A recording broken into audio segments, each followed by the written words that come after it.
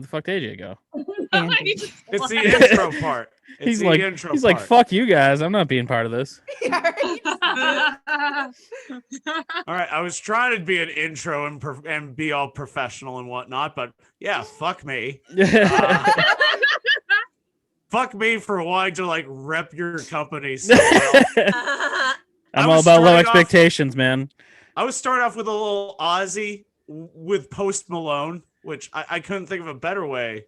Were you actually playing music? I didn't hear anything. Yeah, but it's too late now. We can't start. We're doing this live. We'll do this live. Fuck it. Fucking thing sucks. Oh, but ladies and gentlemen, welcome to Inebri-art's non-essential comedy show, where we love police. Blue line. The last episode before we all get canceled. I'm your host AJ Haypenny. This is typically the part of the show where I help people trouble Zoom. People keep messaging me like right around this time. Oh, the link's not working. Have you tried clicking on it? Have you tried clicking on it? No? They're just like, oh, well, it's not working. Well, Zoom is pretty much like sex. The first time you do it, it's your fault. It's 100% your fault. They're like, oh, well, I'm not getting a good connection. Well, maybe you shouldn't be doing it in the gas station of a parking lot. You shouldn't be doing that. You should have it out. You should have it spread out. You should have your own Wi-Fi shit. Do not steal McDonald's Wi-Fi because we will hear all of that. So ladies and gentlemen, for this to be a very unawkward show, microphones and cameras on. Not only do we want to see laughter, we want to hear the laughter too. Because if we're just seeing the laughter, it's fucking awkward. Don't do that shit. So on the count of three, before we start the show, we're gonna practice one big laugh. On the count of three, everybody ready? 1, 2, 3.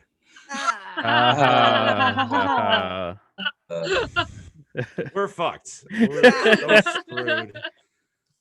Like we're canceled 5 minutes into this. I decided to slick my hair back today because somebody called me lesbian Goku. So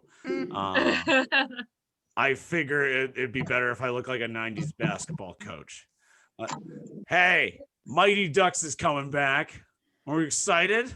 Mm-hmm. Just me. Oh, cool. But Mighty Ducks is coming back, and a friend of mine, another comic friend of mine, Tilson was saying, I don't really like Mighty Ducks. It's not very realistic. The Iceland team would have won. I'm like, that's what I find it unrealistic. To me, it's the very beginning. When he gets a DUI and he goes to court, they say, this guy has 3 DUIs. He's an alcoholic. What should we do with him for community service? Oh, yeah. Have him in charge of children. Great idea. The best Disney movies start with alcoholism and dead parents. Cheers. Speaking of parents that should be dead, Britney Spears' dad. Hooray. Britney Spears is finally freed. And those that are unfamiliar, yes, that's right, Adrian, and also child labor at Disney. They are the forefront of morality. As Gina Carino saying all the stuff about Jews. The problem is she didn't say it 50 years ago when Disney was still alive. Because so you probably go like, yeah, that was a big mistake on her part. But yeah, Britney Spears is finally freed. Those that are unfamiliar with the situation, in 2008, when Britney Spears shaved her head and was smashing the windows of paparazzi with an umbrella, her father actually took control of her finances. Her father, Billy Ray Cyrus. Have I caught everybody up? Yeah. Cool. And they're always like in 2008 when Britney Spears, when that was happening to her, and then like and she was losing her mental stability. Like the media shamed her, people shamed her. But if that happened now, people would be like, fuck, quarantine's been tough. It's just been tough for everybody. Like we don't do mental health shaming much anymore, which is fantastic, and slut shaming minimal, which is fantastic. People were going after Justin Timberlake because of the 2002 music video. They had Cry Me a River, and this was after Britney Spears and he broke up, and then the woman in the music video was going around sleeping with other dudes and looked exactly like Britney Spears in all of her music videos. like there's like in all 5 previous music videos, looks exactly like her. Like, who could that be about? And Justin Timberlake finally apologized, which is fantastic. But he still has not apologized for the movie In Time, and I'm still waiting for him to do that. Okay, half of you agree with me, half of you are giving the stink eye. In Time was not a good movie. It's just like, oh, but AJ, remember when they were fighting and they were doing arm wrestling that shit? Like, no, that's not cool. They're giving each other Indian sunburns to death. Like that's literally the premise of In Time. I want my airline ticket back. Or I saw it on a Delta airline. I saw it on Delta. But as far as local stuff, before I bring up to your next comic, on Cape Cod, our famous dealership, Dick Beard Chevy, closed down, and a lot of people were surprised, like, oh, how could this happen to Dick Beard Chevy? And I was saying, oh, how could Dick Beard Chevy ever be a fucking name? What a terrible name for a dealership. Like, what was your first choice? Ass Mustache Cadillac? I mean, come on, Dick Beard Chevy. Like you know who's doing well during quarantine? And this is 100% true. I'm not bullshitting. The law offices of Stephen A. Mycock, like they are doing well. And he has a fantastic catchphrase that says, "My cock will get you off," and that is not he's my lawyer after I got that DUI, and then but luckily I got eased off easy because my community service. They had me be in charge of children, so with and I think that could have saved Dick Beard Chevy. They could have a killer catchphrase too, like Dick Beard Chevy, to get you a great deal, we don't beat around the bush. You know what else is opening up? Now this is all exclusively to Cape Cod, but I feel that people outside Cape Cod would find this weirder. Starting March 1st, Siemens Bank is coming back. That's an actual name for a bank on Cape Cod, and nobody's acting like it's weird, except me. And people, I'm insane for it. You go onto Siemens Bank website right now, it literally says Siemens, truly the ideal partner. I'm like, come on, are we not seeing that? Are we not seeing that? Just like Siemens donated to the canteen unit. I'm just like, come on, man. I think I could simplify their catchphrase just to the bare minimum. Siemens Bank, come. That's it. Speaking of come, your next performer. I'm terrible at intros. You'll find that out the rest of the show. One of my favorite people. I'm not gonna say is my new Edwa because that's an insult. That's so bad. She's been a fantastic comedy partner, and done a ton of corporate stuff with me for some reason. Ladies and gentlemen, give it up for the very funny Brieana Woodward. Hey everybody, that some reason is AJ and his Venmo. Everybody, that is the reason I am doing corporate gigs. Wait, you don't fucking want me up in the corporate club? Like, what's up, you dumb clams? Teach me how to be an accountant. Hell yeah. Give me That's how you started your set, and it was awesome. Yeah. I'm like, fucking give me a calculator. I got this. I did my fucking taxes today. Fuck you. I'm qualified. All right. Qualified to lie about my fucking return. They were like, did you get a stimulus? And I was like, no. And then my mom yelled at me. So I had to go back. Like, fucking whatever. Fuck the government. Give me my money.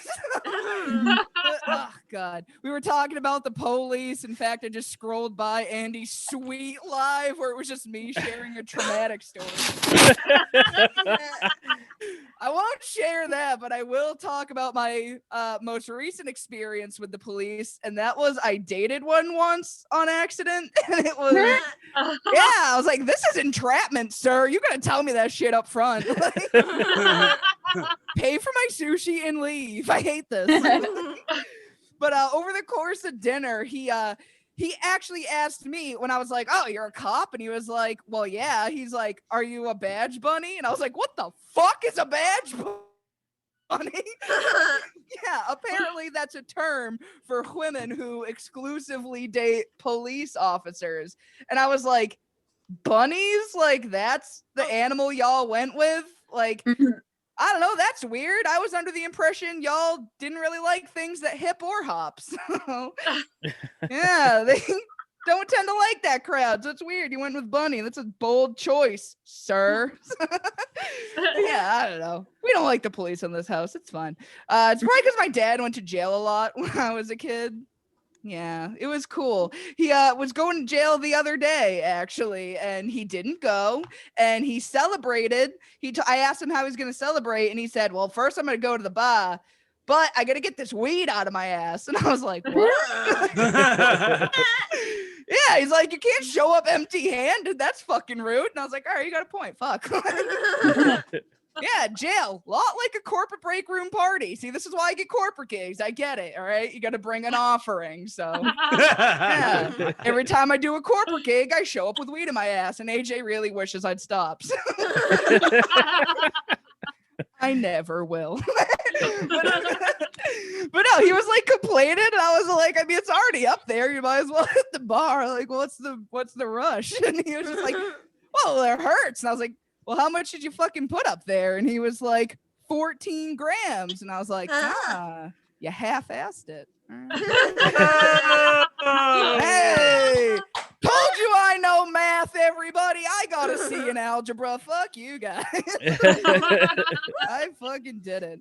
I don't know. I can't judge him for going to jail all the time. Look at me. You know I love stealing from Walmart. That shit's a fucking sport. Like, you're not living till you shove a couple fucking apples in your armpits and you're just like waddling out of there. Like, apple does not fall far from the crime scene. We're loving it.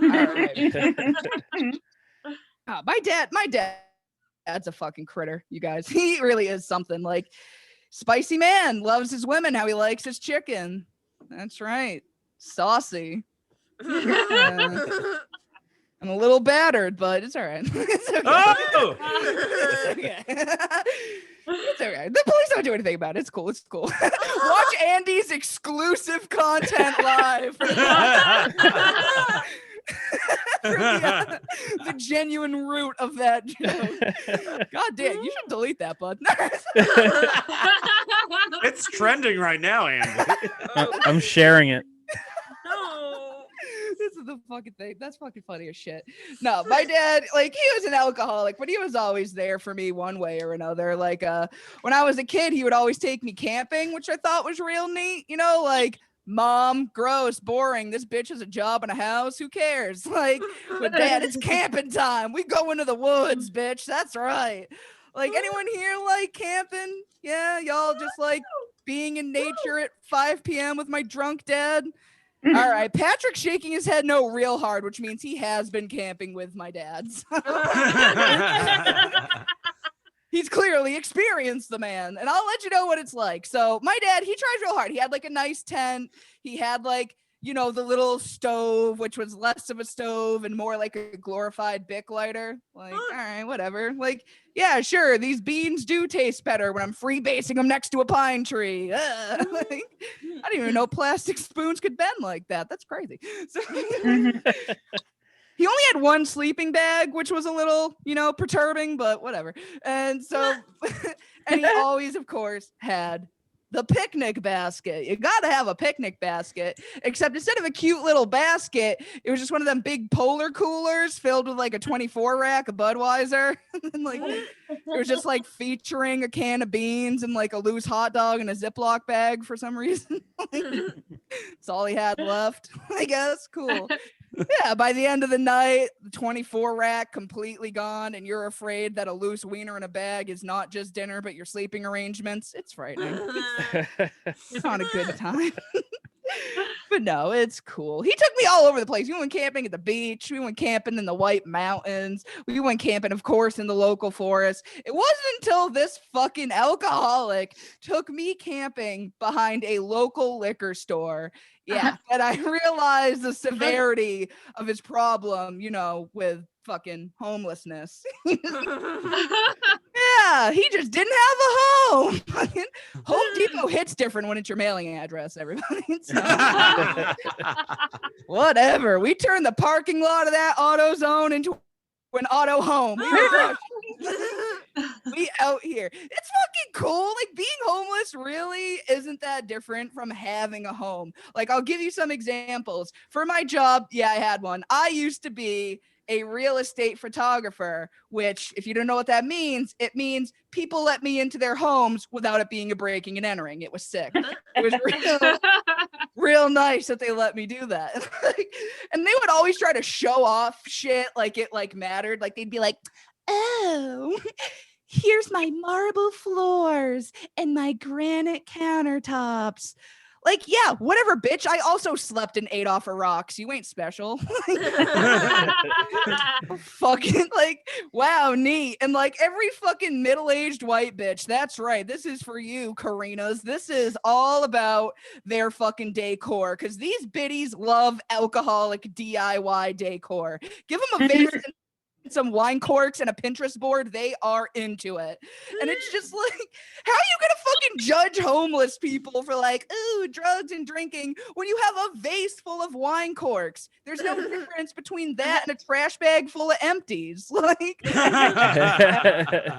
like, my empties are worth 20s of nickels more anyway. So like, I'm feeling it. It's so dumb. My favorite thing to hate is their little wooden signs, you know, like the little fucking signs that they all got, like, oh, whiff, waff, waff, fucking. I saw one that's like, oh, it's 5 o'clock somewhere, mommy needs a drink. Like, mommy needs AA. You are not into DIY, you are into a DUI. That is all. Forget it. Fucking, I was so fucking sick of it, because like those people are always the ones who judge homeless people for having vices and shit, and like they have all that decor, but like, what do homeless people have, or like junkies have? You can't walk them into a trap house and be like, here's my cute little hedgehog made out of used hypodermics. No, that is not trending on Pinterest. Like, what are they gonna have? Like a little wooden sign that's like, it's all about your attitude. It's not, it's Narcan, not Narcant. Like, it's not gonna fly. They're not gonna fly. That joke goes out to my cousin. R.I.P. All right, everybody. But no, it's cool. It's fun. It's whatever. I'll have you know, things got a lot better. As you can see, I am coming at you live from a very handsome 2nd-story walk-up apartment. That is right. Yeah, you gotta walk up hella stairs to get here. So, yeah, it's been a while since I've seen my alcoholic dad there, because he can't get up the stairs. Daddy just can't complete 12 steps. Yeah, he don't got it in him. So I forgot to start tracking my time, so I guess I'll do one more joke and then I'll kick it back to AJ. He's got this uncomfortable look on his face when it's time for me to stop screaming. I guess I'll just talk. The canceled look. Just the canceled look. Hey, listen, you can't cancel me, all right? I am chubby and blonde, and I look like this. I used to be a power lifter, and I looked like Brienne of Tarth, but now I'm just like fat and sad, so I'm just Brieana of tartar sauce. It's not good. It's just really not nice. But it's fine. It's fine. I started like some new dieting things, like every night for dinner, instead of an actual meal, I drink, like, you know, those diet shakes. Mine is made out of Sprite and NyQuil. Yeah. Yeah, the lean cuisine diet. Y'all ain't into that? I fucking we ripping out on that shit. Yeah, apparently it does come with side effects. An overdose of lean is a thing called megacolon, which is when your butthole gets real big. Dude, I don't know. I didn't fucking make it. I'm not a doctor. And of course, drowsiness. And it's like, if I could fall asleep and have a big butthole, I would have started this diet and stopped camping with my dad years ago. But it's fine. I started doing portion control instead. I'm now dating dudes with small dicks. Yeah, shout out to dudes with small wieners. It's the perfect fucking diet. Portion control, my friends. Tiny dicks are just like fun size candy. Like, yeah. Sure, it's not a king size like you really want, but still a nice little treat for when you want it. And you don't feel guilty when you have like 30 of them in one sitting. Hell yeah. My name's Brieana. I'm going to go. Bye. Oh my God. Oh my goodness. Brieana, that was a lot. So I love how people are gonna see Andy's video, like you say, like hate the cops. And then you're jumping in and you're talking about my dad used to fuck me, and then Andy's picture shows up. He has weed up his ass. Like, yeah, that sounds about right. The video already has one heart.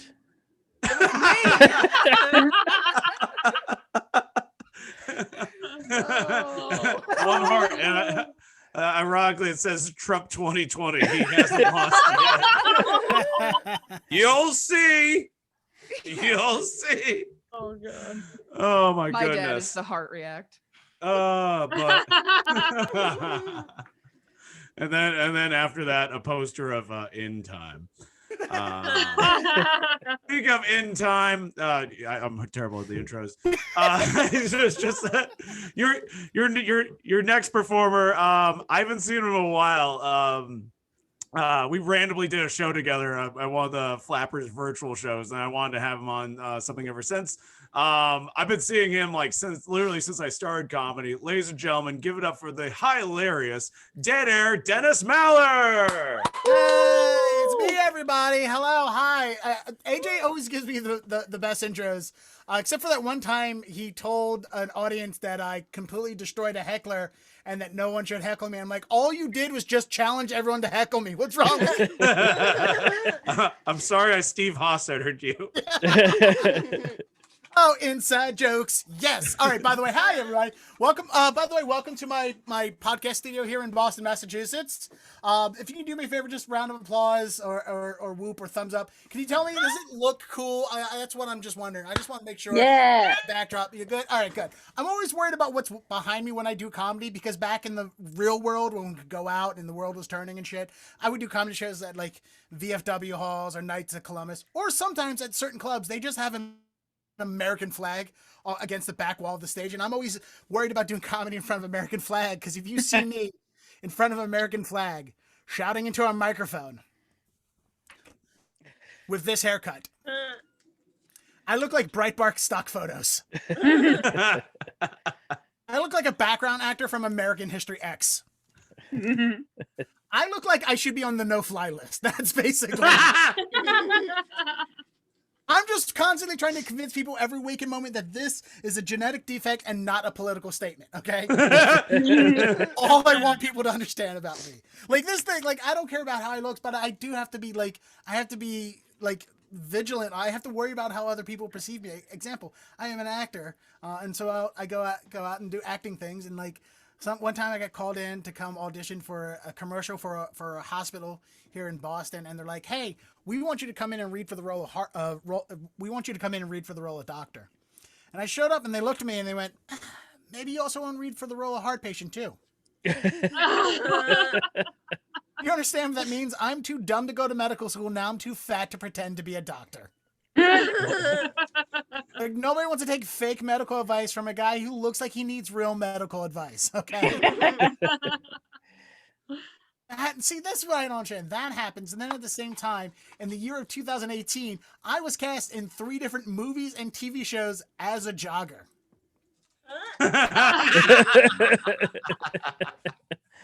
All right, I want all of you to know right now, those who laughed, that is both appropriate and hurtful. Okay. First production I got cast in was actually 3 years and 15 days ago. I was here. It was a TV pilot that was shooting here in Boston.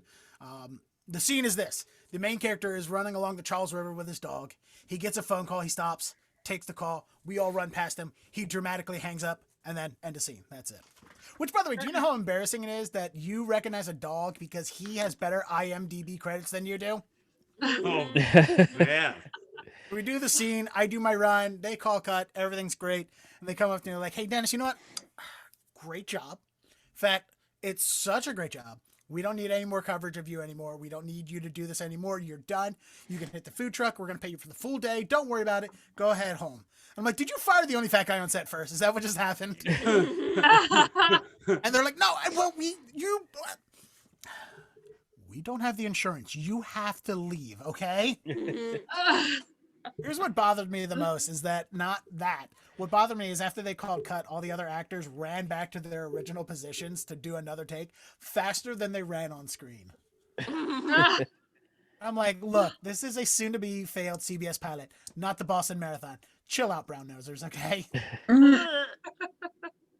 I do a lot of. I used to do a lot of acting when the world was around. When I not this past Super Bowl, but the Super Bowl before that, I got called in to audition for a Super Bowl commercial.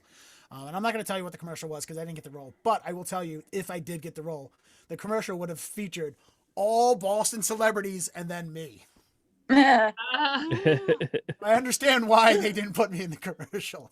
If those of you in New England, you do know the commercial. If you're familiar, the person who did get the role in the commercial is a very funny comedian here in Boston named Tony V. He got the commercial, and I would like to think that I was partly responsible for him getting the role because while they were auditioning me, I do one take the way they want it, and they're like, "Hey, go ahead and just improv. Do whatever you want." And I do a very funny rendition of what they were asking for, and the casting director's laughing. It's like, "Look, I don't know why we're going through these motions. We all know you're going to hire Tony V anyway." And she goes, "Yeah, we are." So I was like, "I mean, thanks for letting me come in, but I mean, I am late for lunch. Like, this is a waste of all of our time." But here's the thing, though. During the audition, they're like, "Hey, can you do a Boston accent? We know you're not from Boston, but can you do a Boston accent? Because we want this character to sound like a true Bostonian." So all I did was just say the N-word. So they're like, whoa, we said Bostonian, but we didn't mean Mark Wahlberg. No, that's not. Oh my God. Wrong Bostonian. One of the things I miss about the before pandemic days was the ability to go out, just drive around, get out, go around, just go do things. And we can't do those, and that's the thing. I love just driving around in my car, going to places, just driving around, windows down, having fun, and I can't do that right now. Like, when I got my car, the first thing I did when I got my car is I drove off the lot, and I put on a song, and if you know this song, makes a noise. It's a song called Superstition by Stevie Wonder. Oh, yeah. Yeah. Song, it's a funky song, good bass line, it's a fun time. And I'm driving down the street listening to Superstition by Stevie Wonder. I got the windows cranked down, I got the volume cranked all the way up, and I'm just screaming at the top of my I'm singing at the top of my lungs. It's weird if I just drive down the street going singing at the top of my lungs, and a cop car pulls up next to me at a red light, and I look over and he starts rolling down his window. I'm like, "Oh, sorry, officer," and I turned on the volume. That's when he went, "You don't know shit about Stevie Wonder." The cop then turned on Superstition by Stevie Wonder on his own radio. In the middle of the song. Peeled wheels and then drove away through the red light. Do you understand? The only thing more badass the cop could have done in that moment was just pop off caps as he drove away. That's one of my favorite stories to tell. And actually, I think, AJ, you were here for what I'm about to tell in that story. Is one time I was telling that at a variety show, like musicians and comedians and stuff. And I'm in the middle of telling that story. And in the front row, there was it was at Terry O'Reilly's, a musician's there. And he's listening to me tell the joke. And he reaches into his pocket and he pulls out this tiny little keyboard with a hose on it. And he puts the hose in his mouth, and he starts playing Superstition by Stevie Wonder on this tiny little keyboard. Yeah, I remember. Oh my God. All right, that's amazing, because I didn't know you could be that much of a drunk that your keyboard has a breathalyzer.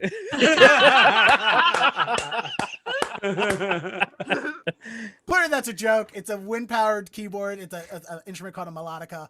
Blow into it, and it plays music somehow. It's might as well be magic for all I know, but it is a cool little instrument. And that's clearly a joke. And the reason I love telling that joke is because we as a society, no matter how prudish we get with cancel or whatever, we would never ever put breathalyzers on musical instruments, because then we would never have music ever again. Like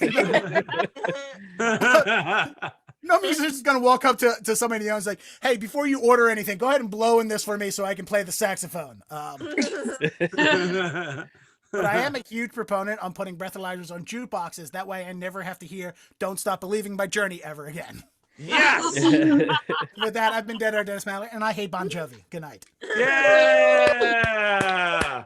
Dennis Maller, living on a prayer. Give it up for him. Holy shit. I love Dennis. I was going to ask him back next week, but he'll be replaced by Tony V. Great job. Great job. We only got 2 comics left. This next comic, very excited about having him on. I don't think we've ever done a show together, like an actual show. I wanted to have him on the Red Nun, but then COVID happened, and more people have been on the Red Nun in March than I have. So when stuff comes back, I will be giving out receipts back. But just despite everything going on, this person's still putting out content. A fantastic podcast. Ladies and gentlemen, give it up for the hilarious Izzy Da Rosa. Hello. Hi, everyone. I'm happy to be here. It's so interesting doing comedy on Zoom because, like, I don't tell my parents anymore when I'm doing comedy. I live with my parents because I am thriving. Yes, things are going very well for me at 28 years old. So it's really funny because I feel like I'm like hiding that I'm doing a comedy show, because the last time I told my mom I was doing a comedy show, she was like, I don't understand why you keep wasting your time with these clown nights when you have more important things to do. Yeah, I was like, all right, Mom, clown night is pretty offensive because, I don't have a car or that many friends. Yeah. And I think she like made a mistake with the name, because my mom is English is her second language. She's foreign and Catholic. So if I disappoint her, I end up feeling twice the guilt. And she has very high expectations of me. Like a few years back, I graduated with my master's, and at my grad ceremony, she was like, this is wonderful, but I'm so excited for you to continue on and get your PhD. And like, I don't want to say that I agree, but in that moment, I understood why people want stricter immigration laws. And she has got to go. Yeah, no, I think my mom just like does the tough love thing, because she wants what's best for me. When I was, a few years back, we had this conversation. I was like at a pretty low point in my life. And she was like, look, I understand that you're having a hard time, but life is hard. When I was just a teenager, I left everyone and everything I knew behind and came to a new country because I wanted to give my kids a better life than I had. And honestly, that really stuck with me because I think it was so inspiring, because I do think my mom has done that, because I have done SoulCycle. And that joke pre-pandemic was a lot funnier because now everyone has a Peloton bike in their house and I do not have that. But again, but that's not even my fault. I live with my parents. They should be the ones getting the Peloton bike, right? I don't know.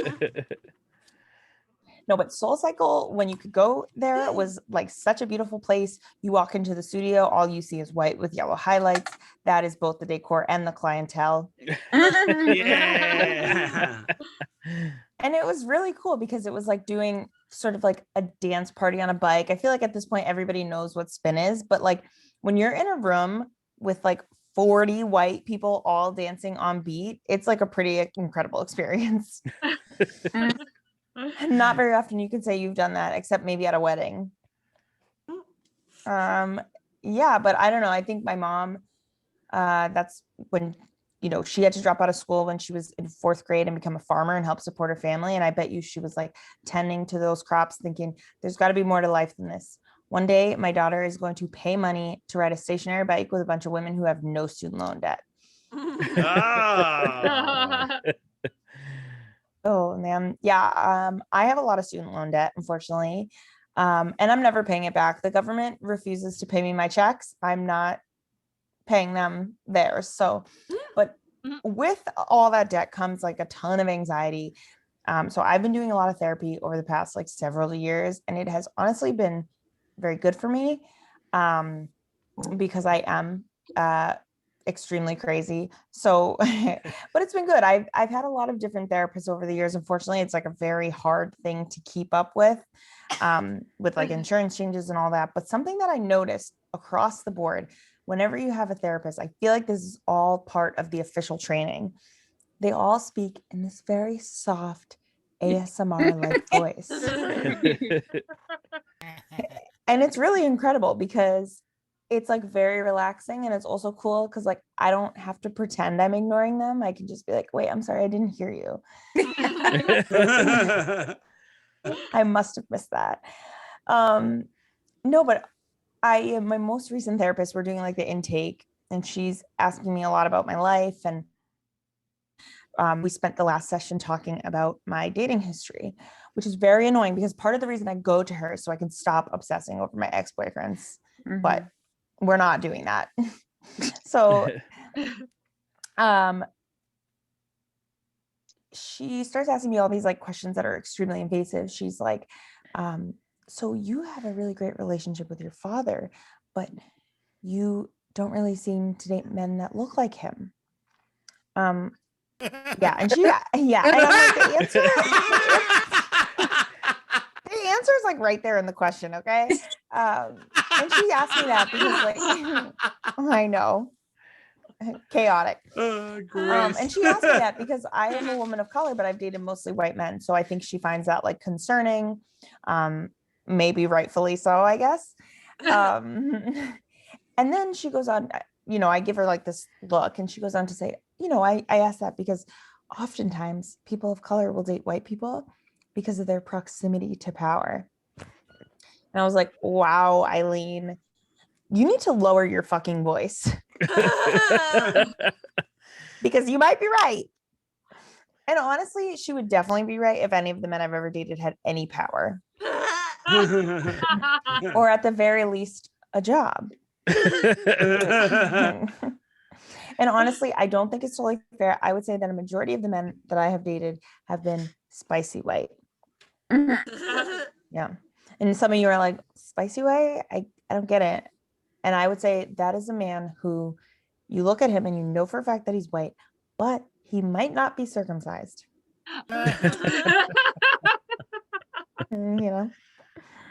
Oh man. Yeah, no, let's see. So I work with kids. There's never a good way to transition between those two topics, but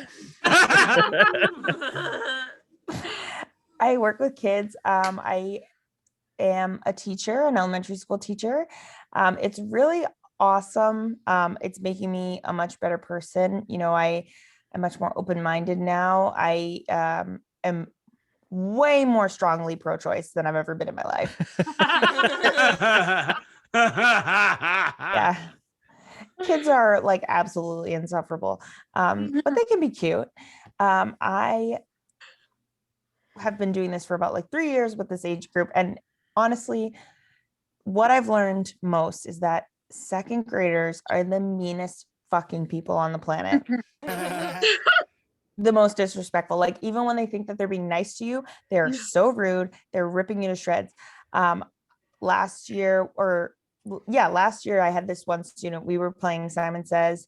The timing of that really doesn't matter. I don't know. I was so fixated on the timing of the year, but you know what? He's grown now. He's not a second grader, so he's a little bit nicer. We were playing Simon Says, and he is so competitive, and he got so mad at me because I had to call him out.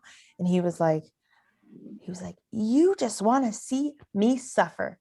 You just went from being a teacher to a cheater. And I was like, okay, honestly, I see how this sucks because now I know that you are way funnier than I am. I had another student who was he essentially made it his job to make my life a living hell. So he would like run around the school. He would just bolt out of class and run down the hallway, make me chase him. He would like throw things at random students and staff and even me. And he would call like anybody names, and he knew how to get to you.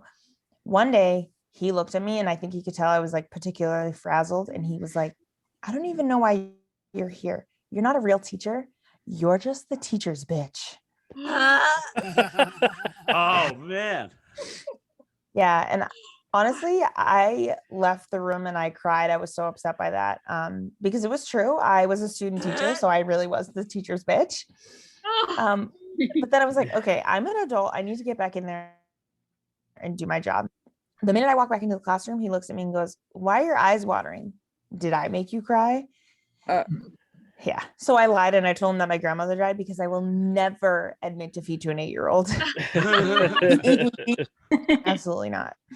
But then that backfired because a few days later, he was like, hey, remember when your grandma died? Yeah. And honestly, I don't know what happened, but I sort of lost my shit a little bit. And I was like, hey, remember when I brought you to the nurse because you pooped yourself? Whose eyes are watering now, you little bitch? No, I'm just kidding. I did not say that to him. I am quite a pussy.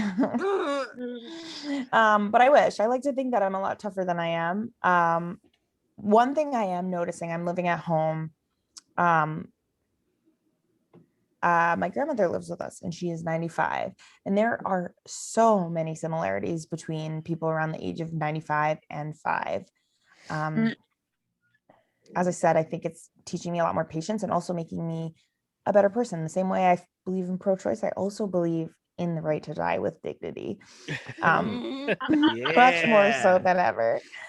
But if you think about it, 5-year-olds and 95-year-olds are so similar. They have very similar behaviors. Like, you have to prepare their food for them.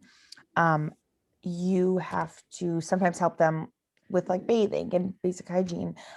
They will call you a bitch, and they will fall for attention. And then, but it's a lot of fun. And I think living with my grandma is just a lot of fun. But I think that it's also crazy to think that I feel like life goes in these peaks and valleys. This is actually seemingly so depressing. I'm looking at all your faces. None of this is funny. It's too real. It is too real. Actually, as I say it, I do feel like maybe this is heavy for the pandemic. No, but it's a lot of fun. I really enjoy getting the time to live with my grandma, so I won't make it all negative. She does think I'm a bitch, though. Oh man. One thing I am doing in the pandemic during this pandemic that has been nice, because we can't go out, I'm getting a lot more sleep. It's kind of the most fun thing you can do when you're depressed and forced to stay home. It's been really good because honestly, before the pandemic started, I was getting like no sleep. And then it was bad because I was like falling asleep everywhere. I was falling asleep at work. When I was taking classes, I was falling asleep in class. I used to do that thing where you'd get on the train and you'd accidentally go all the way to the end of the line because you fell asleep. And embarrassingly so, I have fallen asleep during sex. Yeah, but I think that's honestly very eye-opening, and it's like very telling that I like really should only have sex with people that I truly like and truly value, which is a great explanation for why I don't masturbate. Oh my God. Oh man. Okay, and on that very sad, very depressing note, I'm going to send it back to our host, AJ. Thank you guys so much. Yeah. And speaking of masturbation, your next performance. No, I'm not. Izzy, that was fantastic. And Eileen, just come on, Eileen. Tag, instant fucking tags. Thank you for joining us on Clown Night. fucking absurd. All right, let's see the comments. Let's see. Why are AJ's walls blue? They're not blue. They're actually turquoise. So shame on whoever is like uncultured. So I could easily set up a background like this and have a little sexy Garfield there, more Garfields, and then somebody that I roasted the other day, I put their kid's head as Garfield.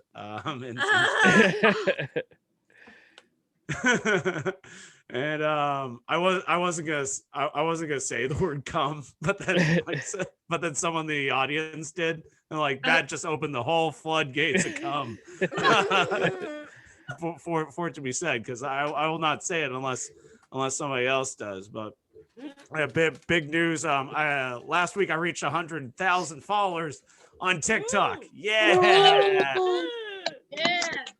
And then when I asked people to help me move, nobody. It's nobody. So I know what it's like to not have friends too. Speaking of no friends, your next performer, awful transitions. Awful transitions. We were supposed to do the Hawaii Comedy Festival, but obviously due to a little disease you might have heard of, things got postponed. Very funny comedian. I'm absolutely happy he's on. I'm happy that I finally get to work with him despite everything going on. Ladies and gentlemen, give it up for Patrick Tyrrell. Hey. Hi everybody. Oh, my hair is really thin. I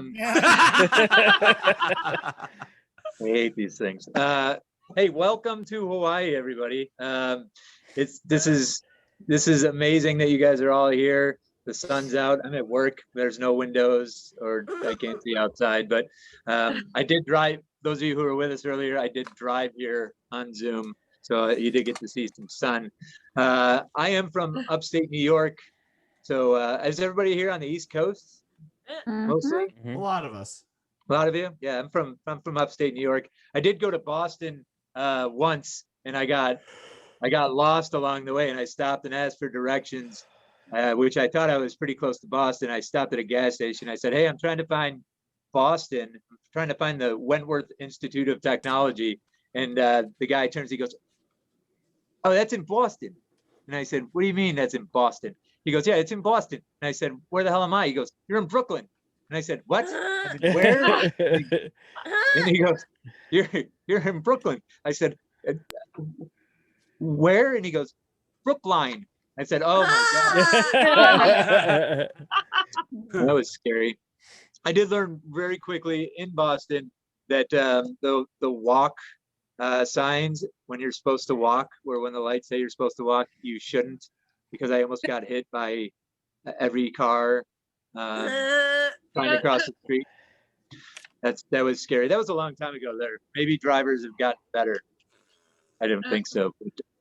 You guys can't go. You guys go outside now? There's probably nobody driving anymore, but essential personnel.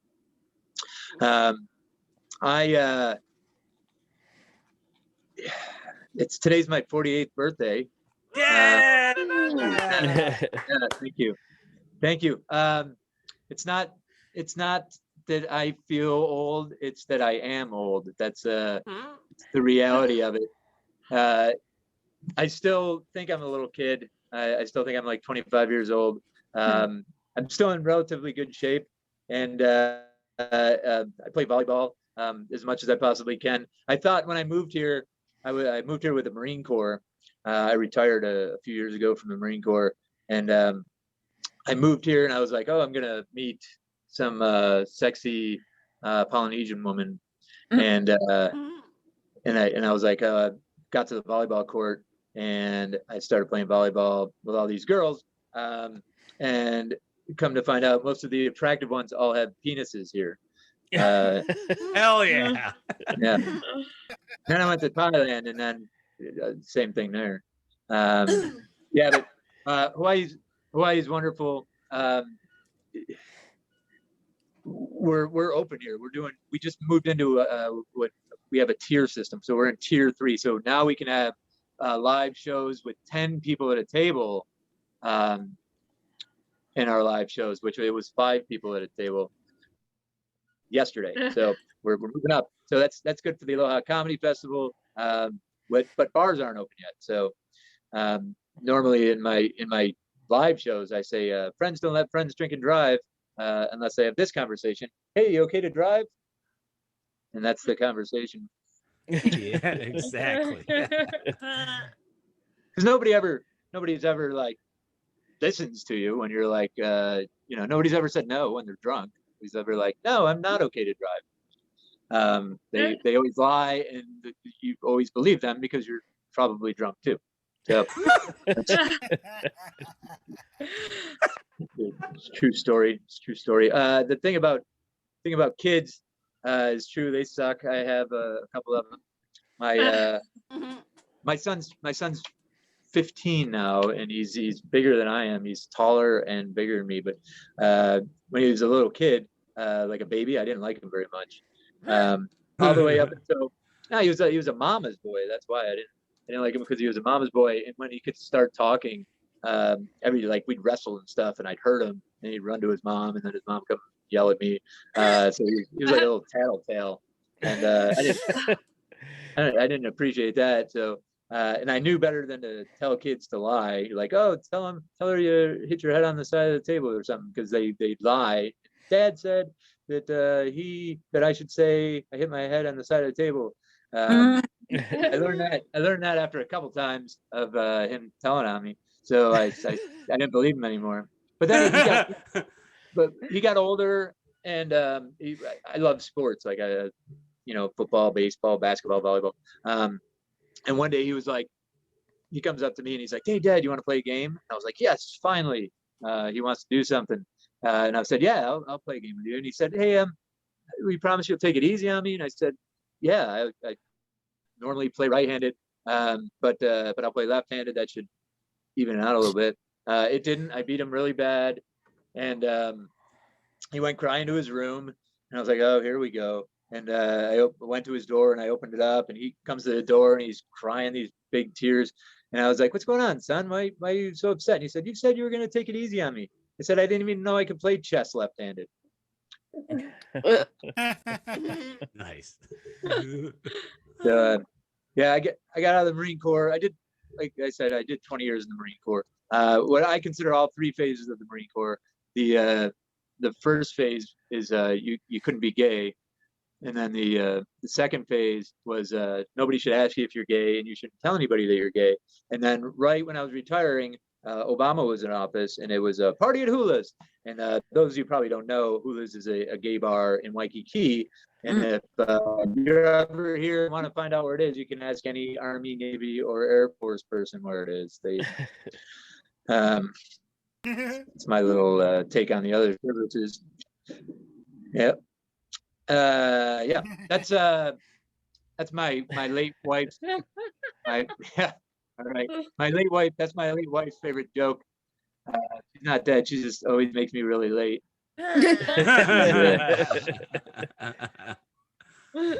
She's great. She's Australian. I met her here back in the 90s at a karaoke bar. I went over and introduced myself and started talking. She had that accent, and I was like, oh, the best thing about being married to an Australian woman is I told her that that's 6 inches when we first met. And so all of her friends look at me in different ways now because they're on the metric system, obviously. But I met her, and she started talking, and I was like, oh, I love the Australian accent. Guy, girl, Australian accent, it doesn't matter. It kind of gives me a little chubby. And so I do impressions too. So I was like, I'm gonna learn how to do an impression of my wife's Australian accent, and I've never done it on a Zoom before. But let me see if it comes across on Zoom. This is 20 years of me practicing my wife's Australian accent. Here you. Wah, wah, wah, wah, wah, wah, wah, wah, wah. Basically, 20 years of that. I don't have that much time. But it's funny because after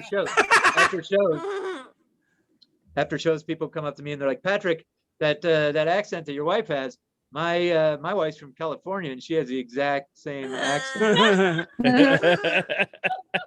Strange. I had some jobs when I got out of the Marine Corps. I had a job, it was in Arizona. I was a seismologist.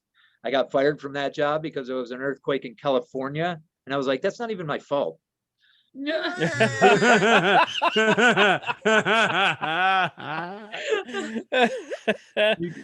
guys seem pretty intelligent people. Not a lot of people get this joke, but there's a which usually means it's not funny as many people. There's a constellation up in the sky and it looks down, he sees the star trying really hard. The constellation looks down and goes, "Hey star, what are you trying so hard for?" And the star goes, "I want to be the biggest, brightest star in the sky." And the constellation looks down and goes, "Come on, you can't be serious."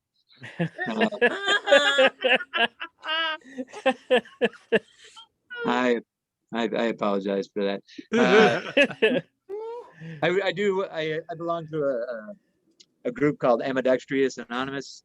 Their motto is, "We will treat you right and left equally." I choose Venetian over vertical in blind taste tests. I'm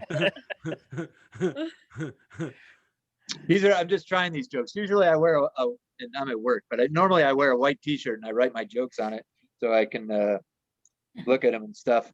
And when I get home, I just iron them out. Don't work. Sorry, they're horrible. I don't know if I don't have time for one more. Do I have time for one more joke? Oh, I've been lighting anyone today. I don't know if that's a nice way of saying no. All right, I'll do. Go ahead, Dad. Okay. You're an asshole, son. Kids are like magicians, making your hopes and dreams just disappear. That's not my joke, but yeah. So I came here from North Carolina, and I'm from New York, and there's this thing that they have here called karma. You guys have probably heard of it now because of the internet, but we didn't use words like karma when I was growing up. It was just like what goes around comes around kind of thing. But they use karma here, and then I moved to Japan for a few years, and they really started getting into the whole karma bache thing, and so I started thinking about my life, and I started thinking about what my life had some karma in it. And this guy that I used to, I didn't hang out with him, but my mom hung out with his mom in upstate New York. And so she would bring me, and I'd have to hang out with Matt, and they would put me in the basement. You guys all know what basements are. That's where you hide the children.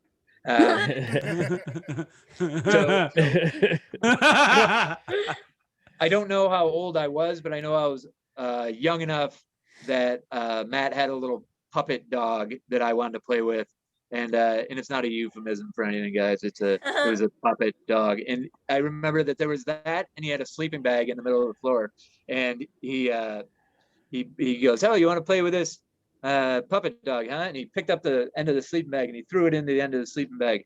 And I, as a small child who wanted to play with the puppet dog, crawled inside the sleeping bag. And then Matt sat on the end of the sleeping bag and locked me in there. And I cried for a while, and I yelled and screamed for my mom, but she was probably day drinking or something. So she didn't hear me. But finally, I obviously got out. But I was like, I wonder what happened to Matt. So I looked back and found out that Matt started getting into drugs, and he got into the hard stuff like marijuana, and then he got into harder stuff. He got into the harder stuff that where you steal from your loved ones and stuff like that. And he started doing that, and then apparently he ran out of money to steal, so he robbed a 7-Eleven type store in Rochester, New York, and he did it with a gun. And then he came out into the parking with a gun, and there were cops were already there. And I guess he didn't drop the gun or whatever when they told him to. So they shot Matt and killed him. So I do believe in karma.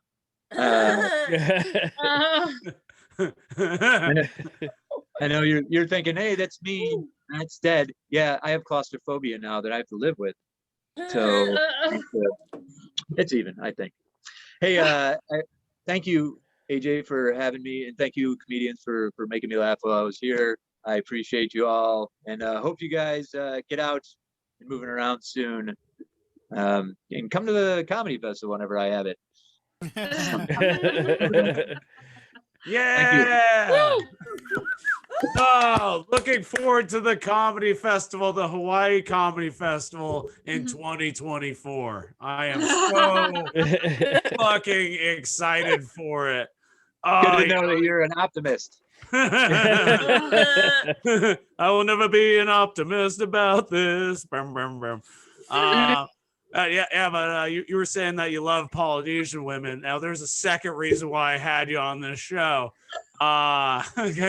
Came to tell you, should I call you Patrick or Dad? I'm sorry you had to find out this way. I'm kidding. Andy's all of our fathers. If somebody's logging in and seeing all the BS. But Patrick, thank you for coming on, and happy birthday. Thank you. Yeah, happy